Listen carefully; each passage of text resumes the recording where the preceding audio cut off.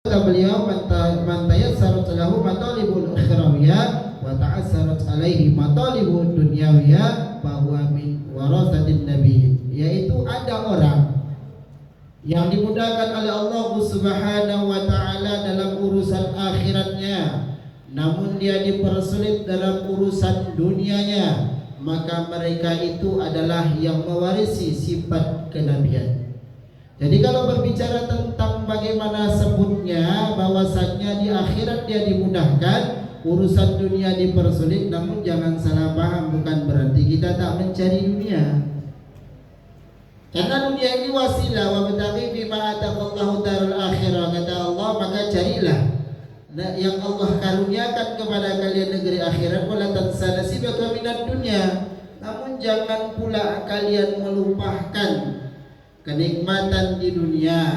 Kalaulah kita berujuk kepada kisah sejarah, Rasulullah SAW pada saat itu ditawarkan daripada gunung Hud untuk jadi emas, tapi Nabi tolak, menunjukkan sifat kesederhanaan Nabi. Namun kita umatnya, kita nggak bisa hidup seperti ini ya, karena kita juga butuh dunia.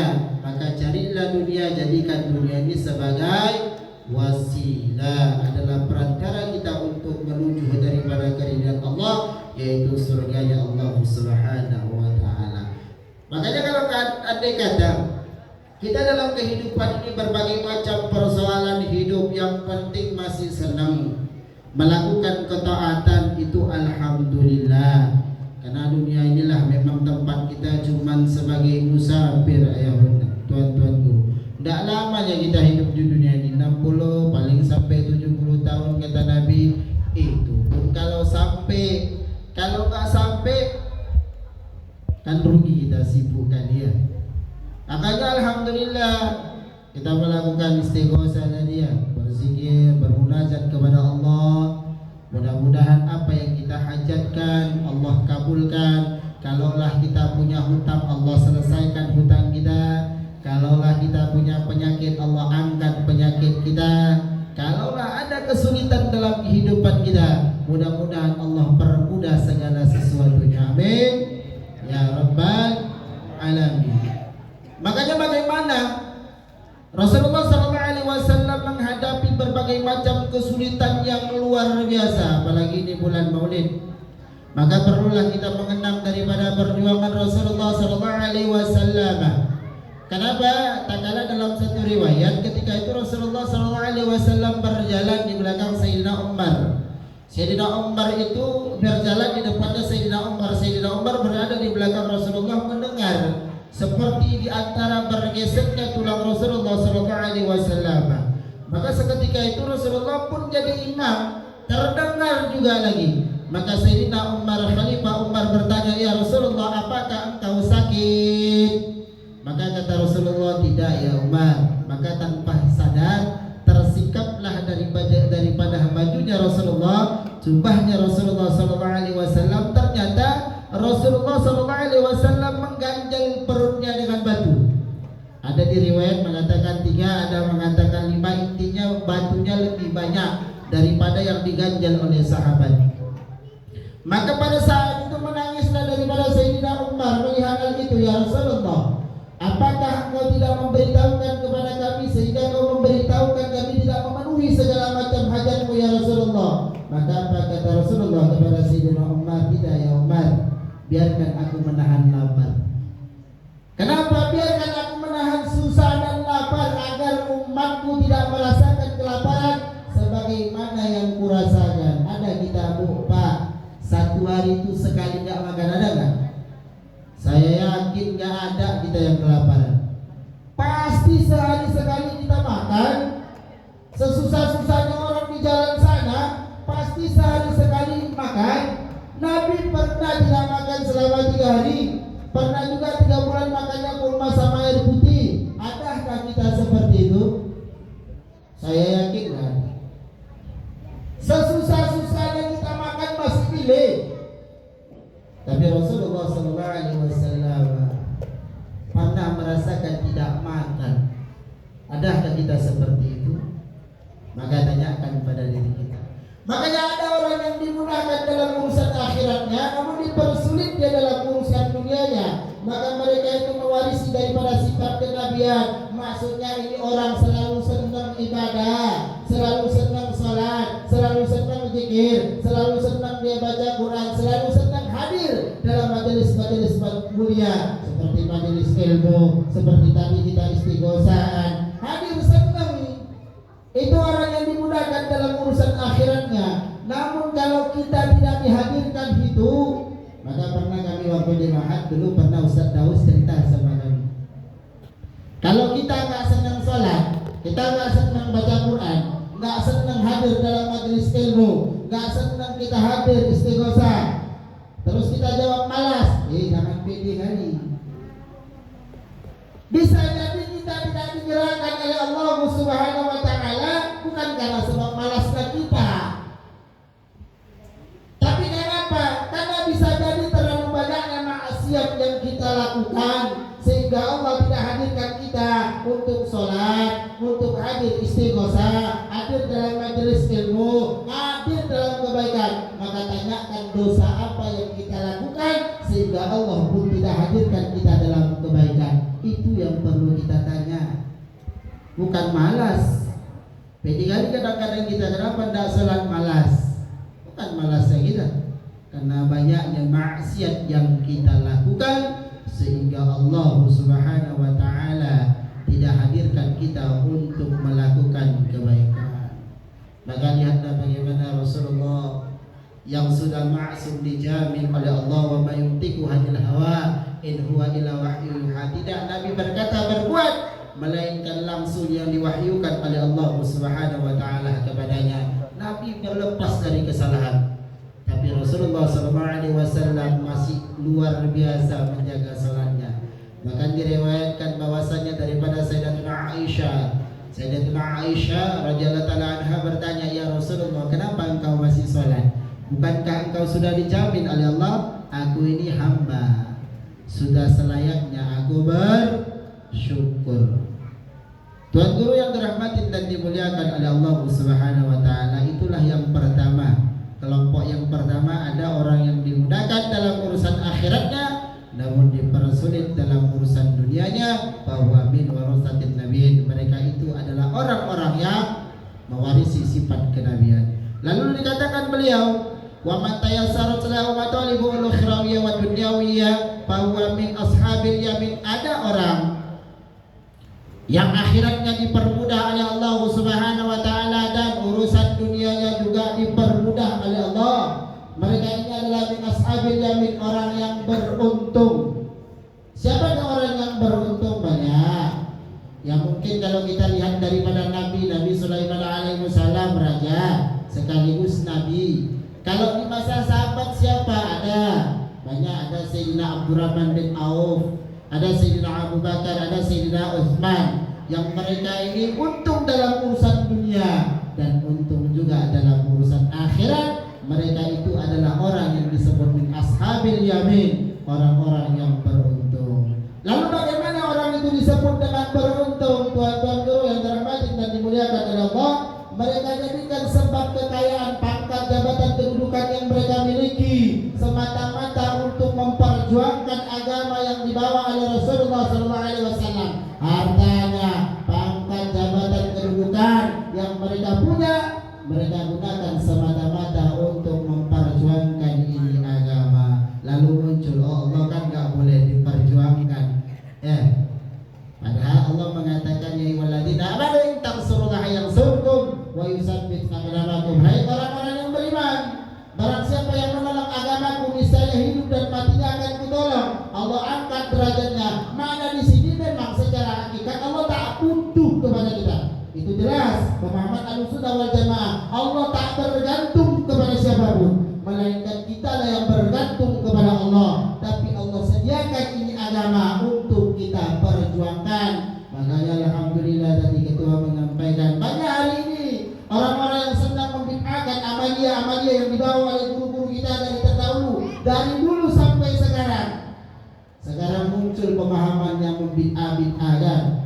Bagaimana dalilnya? Man hadza bihamdina hadza falaysa minhum. waradun. Inilah dalil mereka selalu. Sesuatu amal yang tidak dicontohkan oleh Nabi maka tertolak. Emang kok hidup zaman Nabi? Makanya ya bunda tuan-tuan guru ilmu itu mata rantai. Kita dari guru sampai ke guru sampai ke guru sampai ke guru sampai kepada tabi'in, sampai kepada sahabat, sampai kepada Rasulullah SAW. Ini baru ngaji dari Google. Ngaji dari Google, saya Google wal YouTube, ulama disalahkan yang paham hadis. Ngajinya baru dari saya Google, itu pun dalilnya nama amal biniyat. Sesuatu ilmu dilihat daripada niat, gitu. Udah yang disalahkan yang ngaji 10 tahun, 20 tahun di pondok, guru-guru kita yang masyhur, yang luar biasa, seperti singa Allah, Abu Surabli. Kalau di sini ada Abi Maulana, saya belajar 6 bulan sama beliau. Ya memang tegas beliau untuk membantah orang-orang yang memahami yang menyesatkan, atau dalam kata kutip pemahaman Wahabi lah. Cuma diperlembut sekarang, nggak jadi Wahabi namanya. Disamar-samarkan. Udah, semua yang kita lakukan dari guru-guru kita ini bersumber dari Quran dan hadis, ijma' yang ulama. Bukan pula ikut-ikutan, tidak, semua punya dalil. Ketika sudah punya dalil, maka sifat sebagai seorang mukmin itu harus legowo, lapang hati, jangan suka menyalahkan. Ini kita udah nggak paham, nyalakan lagi apa dalil zikir bersama. Saya dulu di Binjai begitu. Waktu ketika saya sampai di situ, karena memang mayoritas di sana banyak pemahaman yang seperti itu banyak.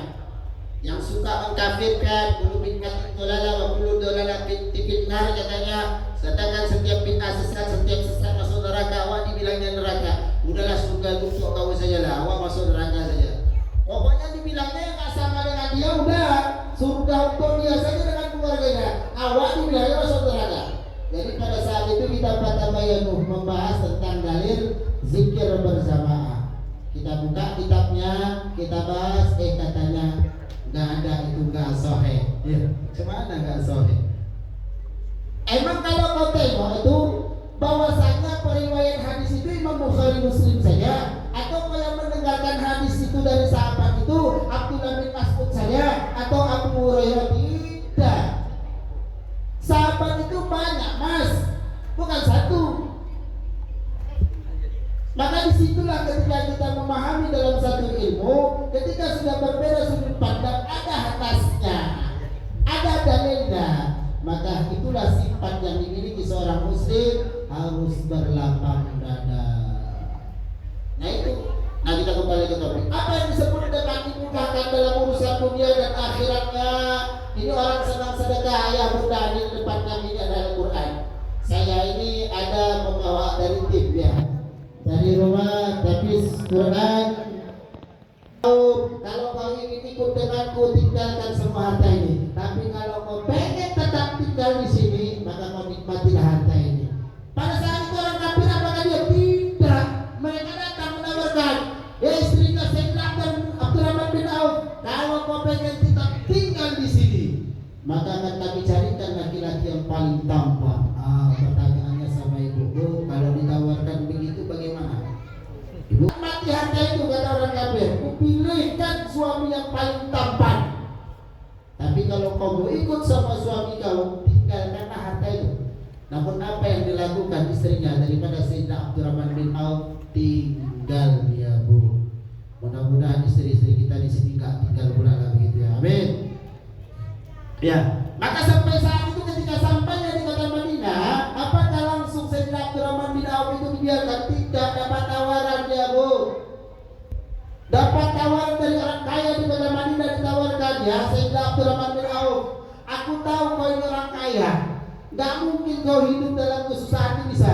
Bagaimana kalau setengah harta ini kau ambil, kau pilihlah saudariku yang ingin kau nikahkan. Bu, enak betul. Kalau kita ditawarkan begitu, Bu, jangan macam-macam, gas terus. Tapi Sayyidina Abdurrahman bin Auf tidak. Apa kata dia? Aku tidak mau itu, aku cuma minta tunjukkan pasar.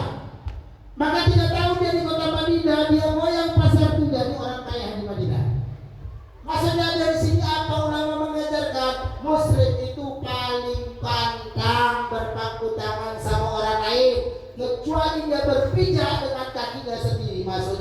ikhtiar. Kita kadang-kadang memahami dalil salah. Wa may yattaqillaha yaj'al lahu makhraja wa yarzuqhu min haitsu la yahtasib. Wa may yatawakkal 'ala Allah fa huwa hasbuh. Ini dalil tak salah.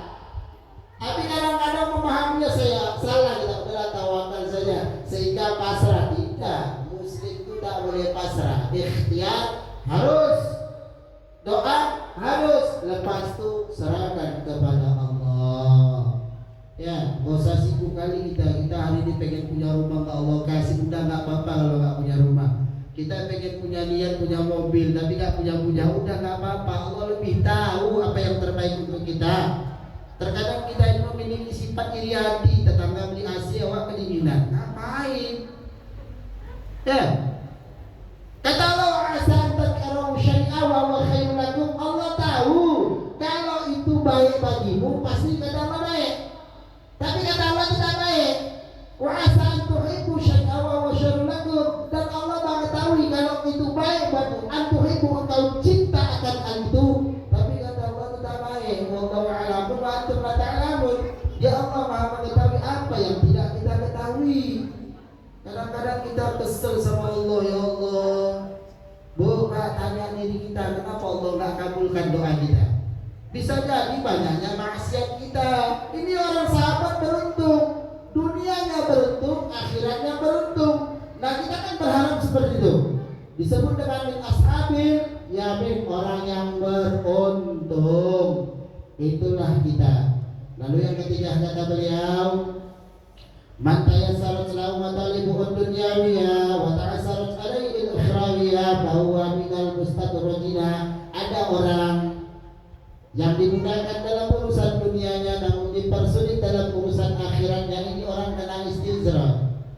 Makanya Pak Bu, kalau kita adakah tetangga kita yang tak sholat, ya, nggak pernah puasa, ngaji malas, hadir dalam majelis ilmu nggak pernah, istighosah nggak pernah, tapi rezekinya lancar. Ada nggak begitu? Banyak nggak? Banyak. Kadang-kadang orang ngiler nih kan. Banyak kali bapak itu butuh sholat enggak, rezekinya lancar. Ya. Kata Nabi kita, ra'ayatullah yu'ati al-abda minad dunya. Kalau kalian melihat Allah Subhanahu wa taala memberikan dunia kepada orang tersebut, ala ma'asi ma yuhibbu, kemudian dia cinta dengan hal itu, lalu dia bermaksiat kepada Allah, fa inna huwa istizrar. Itulah istizrar, tak nampak halus betul dia. Awak sangka Allah sayang sama awak. Orang nggak sholat tapi rezeki lancar, malas ambil istighosah, padahal sudah diumumkan di grup. Alasannya malas saja. Coba karaokean, kibotan, rame betul. 3 hari 3 malam itu dibongkar. Nah, kita pergi buat bongkar. Hadir betul kita hadir, tapi kalau bentuk kebaikan hadir, hadir istighosah itu bagus. Tadi kita Astaghfirullah Rabbal baraya, Astaghfirullah minal khataya, Astaghfirullah Rabbal baraya, Astaghfirullah minal khataya, Astaghfirullah Rabbal baraya, Astaghfirullah minal khataya, Astaghfirullah Rabbal baraya, Astaghfirullah minal khataya. Indah betul Bu kalau kita menghayati betapa banyaknya dosa kita, maksiatan kita yang Allah sembunyikan. Kadang-kadang kita sebagai manusia ini senang kali membuka aib saudara kita, betul? Senang kali menceritakan keburukan saudara kita, betul? Padahal di dalam kitab Tijan Ad-Daruri, syariah daripada Al-Bajuri, syariah Al-Bajuri ini kitabnya Imam Ibrahim Al-Bajuri, tapi tidak ada di kitab Imam An-Nawawi Al-Jami Al-Bantani, ulama besar. Ya, ulama Nusantara mengarang kitab hampir 115 kitab, diakui dunia. Apa kata beliau? Isna'tu min dzunubi wa maghfiratahu. Allah itu memiliki sifat yang menutupi semua kesalahan manusia. Dan Allah memiliki sifat kasih sayang. Kenapa kita sibuk kali membuka aib saudara kita? Padahal Allah memiliki sifat yang maha menutupi segala macam keburukan kita. Bahkan andai kata manusia itu berbuat maksiat, dibukakan oleh Allah, itu pun tanda sayang Allah, kata Imam An-Nawawi. Kenapa? Karena bisa jadi orang ini melampaui batas, makanya Allah berikan, ditunjukkan dosanya agar orang tersebut kembali. Lalu kenapa kita sibuk kali buka aib saudara kita? Ya, kadang-kadang cerita sama tetangga, ya Allah tetangga besok cerita. Makanya kata guru kami sebagaimana Kiai Mufti Ahmad Nasir itu pernah berwasiat, paling enak hidup tuh kayak anak kecil. Betul apa betul? Ini kadang-kadang ada Pok Beda sama Pok Leha, tengok anaknya berantem. Gak ada Pok Beda sini ya, gak ada nama Pok Leha, nanti pula ribut pula, aku pula disebut Ustaz tuh. Ada Pok Beda sama Pok Leha, anaknya berantem usia 3 tahun sampai 4 tahun. Ya, berantem, berkelahi. Ternyata dilihat oleh si Beda, ibu Beda melihat, dimarahin anak si Leha. Kata Pok Leha itu bingung juga. Enak kali Beda kemarah-marah anakku. Dari kecil dia ngurus, dari masih dalam perut. Udah capek kali aku mengandung dia 9 bulan 10 hari. Enak pula aku marahin anakku. Kata Pok Leha, datang si Beda, anakku yang salah, dimarahinnya pula anakku. Terus ngapain ibu Leha dengan Beda? Ribut, berantem. Anaknya ngapain? Main-main. Kadang ya Allah sampai berucap, tengok kayak Beda Leha sampai mati. Aku gak mau cakapan sama kau, ya Allah. Nabi larang 3 hari saja kita gak cakapan, dilarang sampai mati. Betul-betul sampai mati tak bercakap. Betul-betul ngeri kali itu. Ya Allah, udah. Makanya keluarga guru-guru kita itu mengajarkan. Makanya kalau seperti keluarga Nahdi itu mengajarkan selalu mengkaji diri, bukan mengkaji orang. Tidak pernah memandang orang lain buruk, selalu memandang orang lain mulia. Itu yang diajarkan guru-guru kami juga. Seperti Al-Habib Umar bin Muhammad bin Salim bin Hafiz bin Syekh bin Abu Bakar bin Salim, beliau tidak pernah memandang orang lain rendah. Bahkan sekalipun dilihatnya ada orang yang sedang bermaksiat, tidak pernah. Tetap dia mengatakan kau lebih mulia dibandingkan aku. Terkadang kita ya Allah macam kita yang punya dunia ini, orang lain kita pandang rendah. Padahal Allah semuanya menutup aib kita sehingga orang lain mau memandang kita, siapa sih kita ini? Kalau andai kata hari ini Allah tunjukkan keburukan kita ya bunda, siapa yang mau nengok kita? Karena si Zuhud depan di ngomong saja, nggak tahu senang demen betul maksiat. Kita nggak tahu. Makanya jangan sampai kita ini terkena golongan istidrak, kita dimudahkan urusan dunia, namun kita dipersulit dalam urusan akhirat, rugi. Kalau hanya sekedar dunia kita dapat terus kita katakan Allah sayang sama kita, Bu, Pak, berarti sebenarnya cocok Allah lebih sayang sama siapa? Fir'aun. Fir'aun kaya atau miskin? Kaya, punya Mesir, bangun piramid. Dengan dalil dia apa? Pengen Tuhannya Nabi Musa gitu ya. Lalu Qarun, sayang Allah sama dia, enggak dibenam dengan hartanya. Kalaulah ukuran Allah sayang kepada hamba dengan nilai harta, maka sudah tentu Allah tuh sayang sama Fir'aun. Tapi matinya dalam keadaan buruk juga, itu pun masih diberikan dispensasi oleh Allah. Enggak mau taubat dia. Jadi jangan sampai kita termasuk daripada golongan yang ketiga. Dan yang keempat saya tak panjang-panjang lah ya. Walaupun sebenarnya saya tidak malu kalau ngomong. Ada guru-guru saya yakin dan percaya, apalagi di NU itu keluarga Nahdien, pasti hampir 6 bulan sekali atau setiap tahunnya ada Batul Masail. dan memang itu adalah rutinitas agenda. Kenapa pentingnya Bunda? Batsul Masail itu ada agar mengetahui hukum keadaan. Makanya kadang-kadang kita perlunya di situ untuk membahas agar jangan sedikit kita kadang-kadang nyalahin. Kan banyak begitu. Apa bang itu haram? Ya kapan bang itu haram? Saya bingung kalau ada orang yang mengatakan bang itu haram. Berarti uangnya haram lah. Orang ulama Mesir sendiri mengatakan ada perbedaan pendapat itu haram karena sistem kerjanya, bukan banknya. Kalau bank itu haram, udah jelas uang yang kita pakai haram. Karena dalilnya kata Nabi inna halal bainun wa innal haram bainun. Halal jelas, haram jelas, nggak bisa sama-sama.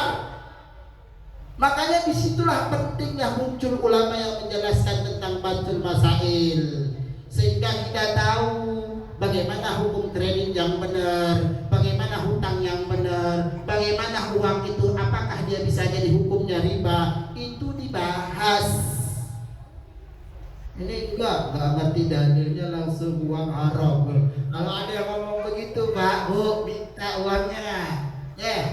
Bang itu haram. Sini uang kau masa pakai uang. Ada yang mengeluarkan uang itu siapa? Bang juga.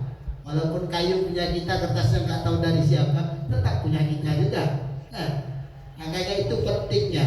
Makanya kalau dia keluarga Nahdi itu pasti ada membahas. Apalagi yang selalu saya dengar tuh, yang saya ikuti kayak Sinogiri, kayak Langitan. Saya sering kadang-kadang nonton, kadang-kadang dibagikan kawan kayak di Pasuruan. Saya punya sohib di Madura ada namanya Gus Eskel. Beliau ini termasuk orang soleh. Kadang saya ngaji malam sama beliau, ya bahasa begitu. Nah, jadi kita dapat ilmu. Jadi yang keempat ini dikatakan wa man ta'assarat alaihi matalibul ukhrawiyah wa dunyawiyah fahuwa minal mamkutin. Maka dikatakan ada orang dunianya susah, akhiratnya susah. Ini orang yang terkena dalam kemurkaan Allah. Maka ayah bunda tengokkan diri kita. Kita ini kena murkanya Allah, tidak? Karena kata Allah katamallahu ala qulubihim wa ala sam'ihim wa ala absarihim nasyawatu wa lahum adzabun adzim. Allah telah kunci hati mereka. Pendengaran mereka dibutakan, telinga mereka dibongkakkan ya. Bagi mereka itu azab yang sangat besar. Kenapa sampainya Quran ke mereka, sampainya nasihat-nasihat guru kita kepada mereka, namun mereka tidak mengambil ikhtibar. Ulaika kal an'ami bal adall. Mereka itu seperti hewan ternak, bahkan lebih jahat daripada hewan tersebut. Ulaika umul ghafilun. Mereka itulah orang-orang yang lalai. Ayah bunda yang dirahmati dan dimuliakan oleh Allah Subhanahu wa taala, mungkin inilah yang bisa Al-Fakir sampaikan, lebih dan kurang mohon maaf. Anda tak panjang-panjang ya, karena nanti takut panjang kali pun jadi salah ya. Jadi intinya apa yang Al-Fakir sampaikan semuanya kebenaran datangnya dari Allah, kekhilafan mutlak datang daripada kesalahan Al-Fakir sendiri. Mudah-mudahan apa yang kita sampaikan tadi menjadi manfaat di sisi Allah Subhanahu wa taala dan kelak kita dikumpulkan bersama baginda Nabi sallallahu alaihi wasallam. Amin ya rabbal alamin. Cukup sekian, assalamualaikum warahmatullahi wabarakatuh. Waalaikumsalam warahmatullahi